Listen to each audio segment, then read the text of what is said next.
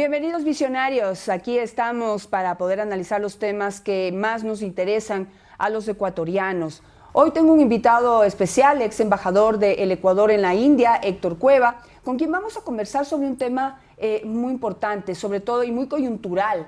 En este momento, ayer precisamente, el presidente de la República y la ministra de Salud anunciaron que van a hacer una compra de 50 millones de dólares en medicinas para el sistema de salud pública. Lo van a hacer de manera emergente, puntual, sin resolver los problemas de fondo. ¿Cuáles son esos problemas de fondo? Que cada cierto tiempo tenemos que ver a los pacientes de distintos tipos de enfermedades catastróficas y, digamos, de otro tipo de enfermedades, que tienen que hacer plantones, que tienen que hacer acciones judiciales para poder recibir esas medicinas que el Estado ecuatoriano ofrece, promete como un derecho universal. Le doy la bienvenida entonces a Héctor Cueva esta mañana. Gracias, bienvenido. Gracias, y, muchas gracias. Bueno, quisiera que empecemos escuchando lo que dijo el presidente de la República, que nos va a dar pie para poder empezar a hablar de cómo estamos en este momento en este tema. Gracias. Rodemos entonces. Ayer se hizo este anuncio de compra de 50 millones de medicinas. ¿Cuándo usted cree que se pueda dejar de ver los dramas que se ven en los hospitales públicos? Espero que en menos de 2 semanas, 3 semanas. Dice en menos de dos semanas o 3 semanas, pero lo que no amplía el presidente de la República es que es una solución temporal. Es decir, soluciona la necesidad de medicamentos de este momento que hay en los distintos pacientes de enfermedades catastróficas. Pero ¿qué va a pasar el siguiente mes? ¿Qué va a pasar en 3 meses, en 6 meses? Vamos a volver a ver a los pacientes de enfermedades catastróficas haciendo los mismos plantones y los mismos actos para poder exigir sus derechos. ¿Cuál es el problema de fondo? Tenemos poco dinero y con eso compramos pocas medicinas, cuando tenemos alternativas que el mundo ha tomado, como por ejemplo tomar en cuenta los medicamentos que fabrica la India, que quisiera conversar con usted sobre qué calidad de medicamentos estamos hablando, que quizás ese ha sido el temor, el miedo o el mito alrededor de los medicamentos que fabrica la India, que no son de buena calidad. ¿Qué nos podría decir usted? Bueno, gracias, Janet, por la invitación. Le comento que yo fui funcionario diplomático durante 8 años en la India, primero como cónsul general del Ecuador en Bombay, 5 años, y 3 años como embajador del Ecuador en India, en Delhi. Entonces eso me ha permitido tener acceso y conocer de buena fuente varios aspectos de la industria farmacéutica de la India, ¿no? Entonces, efectivamente, en India hay o más de 3.500 laboratorios que producen medicinas. Y de esos 3.500 laboratorios se podría trabajar con 80 laboratorios. ¿Por qué estos 80 laboratorios? Porque estos 80 laboratorios son los laboratorios que exportan a países son mercados altamente regulados, ¿sí? Mercados como los Estados Unidos, como el Reino Unido, como Suiza, como Europa. Es decir, cumplen dos exigencias. La una, que tienen la capacidad de fabricación. La segunda, que cumplen con las exigencias de calidad que están normadas por distintos certificados que se dan a nivel internacional. Hay un certificado, la FDA, o en Europa hay la EMA. Hay algunos certificados muy, muy exigentes y estos 80 laboratorios indios cumplirían con esas exigencias. Así es. Le comento, ¿no? El 40% de las medicinas genéricas que se consumen en Estados Unidos son de origen indio. El 28% de las medicinas genéricas que se consumen en el Reino Unido son de origen indio. El 18% de las medicinas genéricas que se consumen en Europa son de origen indio. En cambio, aquí en el Ecuador no llegamos al 1%. Es decir, si es que los Estados Unidos, Europa y el Reino Unido están adquiriendo medicamentos de estos laboratorios, es que realmente cumplen con todas las exigencias de calidad. Quisiera que pongamos en pantalla el cuadrito número 1 para poder ir mirando estas, digamos, estas definiciones que hay alrededor de los medicamentos fabricados en India, que van a dilucidar y despejar algunas dudas que se han puesto sobre la mesa siempre alrededor de comprar este tipo de medicinas. Dice, sus genéricos representan el 20% de la producción mundial de este tipo de medicamentos. 20% de la producción mundial de medicamentos genéricos. Así es. Incluso hay estadísticas que dicen que hasta el 2025 este porcentaje va a subir al 45%, ¿sí? Porque las empresas indias siguen consolidándose en todos los mercados y obviamente lo que necesita es consolidarse en mercados como el nuestro, en países en vías de desarrollo. Entonces, definitivamente, claro, son los mayores productores de genéricos a nivel mundial por volumen, ¿sí? Pero dado la diferencia del costo, obviamente el monto en dinero llega a ser muchísimo menos. Y vamos a analizar más en detalle el costo, pero tal y como lo dice el ex embajador en la India, Héctor Cueva, si volvemos a poner el cuadro, dice, se espera que la industria farmacéutica india crezca hasta alcanzar los 55 billones de dólares en el 2030. Dice, ocupa el tercer lugar a nivel mundial en términos de volumen de producción e India es uno de los países líderes de la industria farmacéutica a nivel mundial. ¿Por qué entonces un país como el Ecuador no lo toma en cuenta? Bueno, eso habría que preguntarles a las autoridades, ¿no? En su momento, porque en su momento nosotros hicimos un análisis de la industria, tanto para los gobiernos de Correa Moreno y obviamente ahora la información la tiene el gobierno del presidente Lasso. Y yo creo que, bueno, eso hay que preguntarles a las autoridades, porque la India no está dentro de la fórmula exitosa que podría ser para el país el tema de la compra de insumos y medicamentos de la India, porque definitivamente es una excelente oportunidad para que todos los ecuatorianos tengamos acceso a medicinas de altísima calidad a un precio asequible y accesible, porque esa es la clave, la accesibilidad y la asequibilidad, que es muy importante. Exactamente, si cumpliría con ese anhelo, con ese derecho que tenemos absolutamente todos a tener una medicina de calidad al alcance de todos. Quisiera poner el cuadro número 2 en pantalla para que podamos ver cuánta medicina podríamos comprar con esos 50 millones de dólares que en este momento se han dispuesto de forma emergente para suplir una necesidad puntual y emergente también, y no solucionar el problema a largo plazo. Ahí tenemos, por ejemplo, ejemplos de enfermedades y el costo en Ecuador y el costo en la India, Héctor. A ver si lo podemos ir repasando. Un tratamiento de hepatitis C en el Ecuador tiene un costo de $50,000, mientras tanto en la India $4,500. ¿Cómo? Sí. ¿La diferencia es de ese nivel? Sí, es un poco loco, pero es a ese nivel. Te doy otro ejemplo. Por ejemplo, recientemente tenemos un amigo que a su hijo está trayendo su tratamiento para la leucemia infantil, que es la aspiranigasa. La aspiranigasa, aquí estaba el tratamiento, necesita 18 dosis para completar el tratamiento. Cada dosis cuesta $5,000, lo que significa que para la familia que tiene un paciente infantil con leucemia, el tratamiento de las 18 dosis costaría más o menos sobre los $100,000 o cerca de los $100,000. Ese mismo tratamiento en India no costaría más de $15,000. Es decir, cerca de $85,000 menos. Vamos con el cuadrito, tenemos el cáncer de próstata. Su tratamiento mensual en Ecuador cuesta $4,500 y si tuviéramos medicina de la India a nuestro alcance, costaría $750 al mes. Cabe mencionar que el cáncer de próstata es una de las primeras causas de muerte de los hombres en el Ecuador.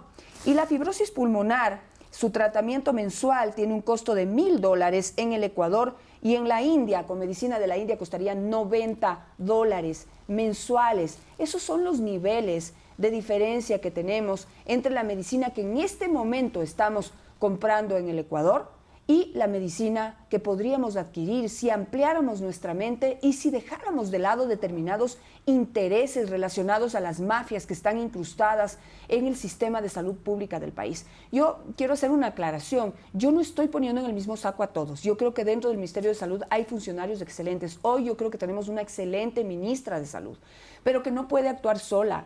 Las mafias están incrustadas en los mandos medios y bajos y tienen oscuros intereses ya determinados, ya saben a quién comprarle, ya saben cuál es su coima y eso tenemos que acabarlo. Ahora la pregunta es, si el gobierno de Correa tenía este informe con estos cuadritos que ustedes ven, yo los he extraído de este informe elaborado especialmente con un análisis profundo sobre estas ventajas que ofrece el mercado de medicamentos hindú, se lo ha entregado al gobierno de Correa.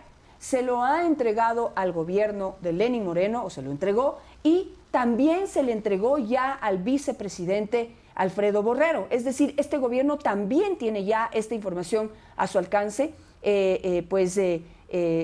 traída de la mano de un ex embajador del Ecuador en la India, es decir, es información de primera mano. ¿Qué es lo que pasa? ¿Cuál ha sido la respuesta de Borrero, por ejemplo? Lo que pasa, tenemos que entender también que, imagínate, después de tantos años de que no se quiso hacer esto, yo creo que el gobierno de Borrero el gobierno de Lasso y del presidente Lasso y del vicepresidente Borrero tienen la oportunidad de hacer algo histórico. Tienen pocos meses en el gobierno, pero definitivamente tienen la oportunidad de crear realmente un estado de bienestar completo aquí en el país. ¿Y cómo es eso? ¿Por qué? Porque tenemos toda la información. No es algo que es confidencial la información, porque toda la información tú la puedes encontrar en el internet. Si es que ustedes tienen la oportunidad, googleen y vean qué es lo que está pasando con la India, con las medicinas genéricas, con las vacunas. El 60% de las vacunas que se producen en el mundo son de origen indio. El 95% de los antirretrovirales que se producen en el mundo son de origen indio. El 80% junto con la China de los principios activos son de origen indio. Es decir, nada está oculto, todo está completamente abierto para que la gente y las autoridades vean y consigan la información en cualquier link o en el internet. Todo está abierto, no es algo que es algo confidencial, está ahí. Ahora, mientras esta es la información, digamos, más profunda, más reflexiva alrededor del tema de los medicamentos que fabrica la India, se han posicionado alrededor del mundo algunos mitos, como dijimos al inicio de esta entrevista, y también noticias actuales. Entonces, por ejemplo, salen noticias en donde dicen que India tiene el mayor número de enfermos y fallecidos de COVID-19, y da esa sensación de que si no pueden con su propia población, ¿cómo los vamos a tomar en cuenta para salvar a nuestros pacientes en otros países? Claro. ¿Qué podríamos responder? Más que nada, el tema del COVID-19, no podemos comparar, ¿no? Porque India tiene una población de cerca de 1.400 millones de personas. ¿Sí? No es un país desarrollado, tenemos que entender que es un país en vías de desarrollo, que tiene una masa poblacional importante de personas pobres. ¿Sí? No es que no tienen pobres, India tiene muchísimos problemas. Pero ¿qué es lo que pasa? Ellos han desarrollado una tecnología que es adaptable y adoptable a la realidad del Ecuador. Pero claro, esa tecnología que se ha desarrollado es para 1.400 millones de personas. En cambio, esa tecnología puede ser no adquirida muchas veces por conceptos de cooperación internacional. Podemos tener acceso a esa tecnología.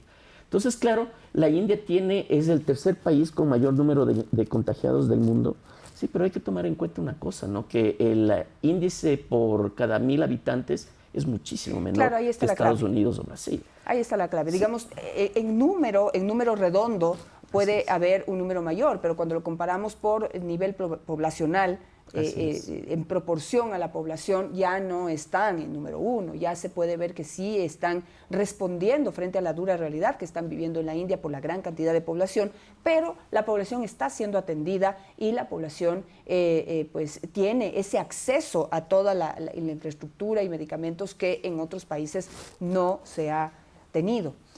Hablemos un poquito de lo que está sucediendo en Estados Unidos, porque ese siempre es un referente, ¿no? Sobre todo por las exigencias que el sistema de FDA tiene para poder comprar, importar o ingresar al mercado norteamericano cualquier tipo de producto que tenga que ser ingerido por una persona que vive allá. La sorpresa es que, háblenos del porcentaje de medicinas que compra los Estados Unidos a la India. Bueno, hay que entender que una de las claves del programa de Obamacare en Estados Unidos, que es el programa de salud que impuso el presidente Obama, una de las claves y una de sus, vectores de éxito de este programa es justamente la adquisición de las medicinas indias, ¿no? Entonces, como hace un rato conversábamos, es que el 40% de las medicinas genéricas que se consumen en Estados Unidos son de origen indio. Entonces, si es que los Estados Unidos permite la entrada de estos medicamentos en India, es que están cumpliendo con una serie de estándares de calidad, Entonces, ¿qué es lo que nosotros tenemos que hacer? Es justamente más o menos hacer un copy-paste de lo que están haciendo los Estados Unidos y hacerlo aquí en Ecuador. ¿Qué es lo que deberíamos hacer? Entonces, eso es lo que yo le podría decir al gobierno del presidente Lasso, es que ellos tienen, nuevamente repito, tienen podrían pasar a niveles históricos si logran condensar ¿qué te digo?, llegar a un acuerdo entre gobiernos, entre el gobierno de la India y entre el gobierno del Ecuador, utilizando a las principales empresas farmacéuticas de la India, para llegar a ser un modelo que sería único, no solamente en América Latina, sino en toda América. Estamos hablando sobre la crisis de los medicamentos que hay en este momento aquí en el Ecuador. Una crisis que no es nueva y que vuelve a tratar de resolverse de manera puntual. Se ha anunciado una compra necesaria, emergente, de $50 millones para poder solucionar el problema que hay en este momento de decenas de enfermos, de pacientes enfermos de enfermedades catastróficas que están deteriorando su calidad de vida, o muchos están a punto de perder su vida por no tener acceso a esos medicamentos. Pero, ¿qué debemos hacer para solucionar el problema a largo plazo? Y aquí hay una posible solución que está en manos del vicepresidente Alfredo Borrero y que esperamos que haya una respuesta de sí o no, pero con los argumentos de fondo. Yo quisiera poner sobre la mesa otro argumento, otra razón por la que el Ecuador podría no estar comprando y tomando en cuenta esta alternativa de medicamentos de buena calidad y baratos. Y es que en las leyes que siempre nos inventamos y que somos expertos en hacer leyes que no nos sirven para nada, ahí se determinó y se le dio una prioridad a la compra de medicamentos fabricados en el Ecuador, ¿sí? Lo cual suena muy bien, y hay laboratorios ecuatorianos de extraordinaria calidad, pero hay otros de calidad deplorable, que se incrustaron y se enquistaron con las mafias que hay en el sistema de salud y que son los que se han vuelto millonarios también vendiéndonos medicinas que no sirven para nada, y que además son costosas. Esto es una denuncia que yo lo hice en el 2016, terminé siendo sancionada por la Superintendencia de Comunicación, me cerraron la boca, pero el problema sigue ahí, porque esa ley sigue vigente. ¿Cuál es la apertura que hay en el gobierno hindú, en el gobierno indio, para poder hacer negocios con un país como el Ecuador? Bueno, te cuento, Janet, que durante todo este tiempo en India desarrollé una muy buena relación con el gobierno de la India. Incluso llegué a ser durante casi más de 2 años el coordinador del GRULA, que es se podría decir, el representante de los embajadores de América Latina y el Caribe frente al gobierno de la India. Y esta relación me permitió tener acceso a las diferentes autoridades de la India. La India está abierta a hacer todo lo que haya que hacer. ¿Para qué? Para que todos los ecuatorianos tengamos acceso a la medicina, a insumos médicos, y que tengamos la plena salud. Ellos creen en el tema de la plena salud. Ellos están muy abiertos. Ellos trataron de firmar un memorando de entendimiento entre ministerios de salud. No se dio. Espero que el nuevo embajador en Ecuador, en la India, siga el proceso de lo que se comenzó con mi persona. Y creo que la apertura existe del gobierno de la India. Las grandes empresas farmacéuticas de estas 80 empresas farmacéuticas que hablamos, muchos de ellos están interesados en invertir en el Ecuador. Ellos no quieren ser competencia de los laboratorios ecuatorianos. Quieren colaborar para crear una industria farmacéutica en el Ecuador, una industria farmacéutica robusta que permita crear este estado de salud y en el futuro desarrollar todo lo que es el turismo médico aquí en el Ecuador. Me voy a quedar con eso, que ese es otro tema ya también para analizarlo a profundidad, que pues si logramos resolver primero nuestros problemas internos, ya podemos pensar en convertir en esto en una industria que también podemos pues abrirla al mundo para hacer este turismo médico que se hace en muchas partes del mundo. Pero me voy a quedar con eso y pues con el anhelo, la posibilidad en algún momento, estoy segura que sí va a ser posible conversar con la ministra de Salud, Jimena Garzón, de este y otros temas, porque hay una hay una realidad. Si seguimos haciendo lo mismo, si seguimos aplicando el mismo sistema de compra de medicinas que no sirve para nada, ese sistema nos ha robado toda la poca plata que hemos tenido para poder comprar medicinas y resolver los temas profundos de salud, no solo de seguridad de la salud pública, sino de la salud de la seguridad social, que también está en crisis, cada uno compra por su lado. Bueno, es decir, hay problemas profundos que hay que resolver y no los resolvemos todavía. Seguimos en esas ruedas de hámster, una tras otra, en distintos temas y mientras sigamos haciendo lo mismo, no vamos a resolver los problemas. Gracias, Héctor, por estar con nosotros. Gracias. Y como decía usted, Janet, lo que decía Einstein y definía lo que es la locura, ¿no? La locura es tratar de conseguir resultados diferentes siempre haciendo lo mismo. Y es verdad, o sea, al final tenemos una gran oportunidad. Nuevamente, el gobierno del presidente Lasso y el vicepresidente Borrero tienen una oportunidad única, así como tuvieron un éxito en el tema de la vacunación, ahora pueden seguir al siguiente paso, que es en el tema de la medicina y la salud. Muchas gracias. Gracias, Héctor. A ustedes también muchísimas gracias. No se vayan porque ya está aquí Belén Cordero. Con ella vamos a hablar sobre el informe de Pandora Papers, que lamentable, la verdad tuvo una historia y un final lamentable en la Asamblea Nacional. No por el fondo, ese es el problema, no por el fondo, sino por la forma. No dan pie con bola, no se organizan, no pueden elaborar un informe que realmente sea por lo menos respetuoso, que merezca ser leído. Los mismos miembros de la comisión lo cuestionan. En fin, todo terminó en un exhorto que el presidente de la República ya dijo que no va a atender. Pero hay dudas que quedan ahí. Es importante resolverlas, lo conversamos en unos segundos. Mientras tanto, despedimos a Héctor Cueva.